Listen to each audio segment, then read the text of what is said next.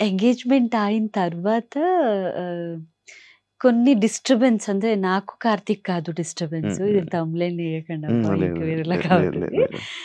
నాకు వర్క్ పరంగా గాని కొంచెం డిస్టర్బ్ అయ్యాను. And parents కావాలనిపించింది. సో, అట్లాంటి టైంలో కార్తీక్ పాప ఎంగేజ్‌మెంట్ అయిన తర్వాత కదా! దానికి. సో, బిఫోర్ అలా ఉండుంటే ఓకే గానీ, ఎంగేజ్‌మెంట్ అయిన తర్వాత సూసైడ్‌కి ఒక్కసారి ట్రై చేశా. అవునా? Even he doesn't know. ఏం చేసావు? ఏం తాగావా? హ్యాంగ్ చేసుకోవడానికెళ్ళా. అయ్యా! పిచ్చా? అంటే ఆ మూమెంట్ చాలా దారుణంగా ఉండింది నాకు. ఆ!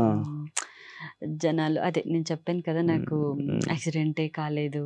ఓకే. ఈ నీదే అహా! డిస్టర్బ్ అయిపోయా. హ్మ్.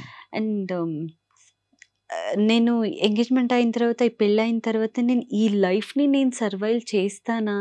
నాకు అవుతుందా? ఇప్పటి వరకు ఓకేలా వచ్చేసాను. హ్మ్.